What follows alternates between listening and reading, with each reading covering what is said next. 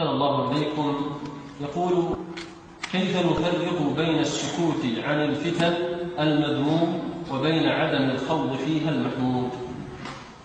الفتن لا يتكلم فيها إلا أهل العلم والبصيرة، ما هو كل يتكلم فيها.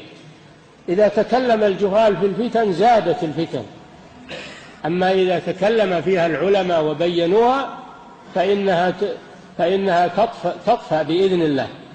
فالفتن ما يتكلم فيها كل أحد، وإنما يتكلم فيها أهل العلم وأهل البصيرة الذين يعرفون الحق من الباطل ويعرفون كيف يتكلمون. ما يخوض كل واحد في الفتن ويتكلم ويفتي ويقول.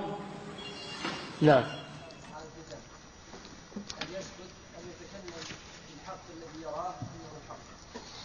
الأولى أن يسكت، لأنه إذا تكلم بما يرى أنه الحق فالطرف الآخر يرى أنه تكلم بباطل ولا ينتفع به.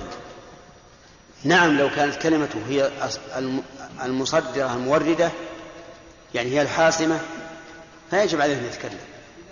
أما إذا كانت كلمته لا تفيد وإنما تزيد فتنة اشتعالا فلا يتكلم.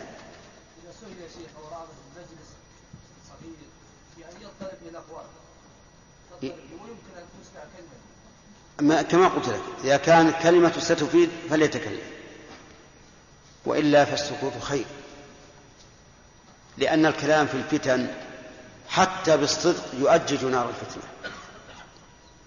ويزيدها. هنا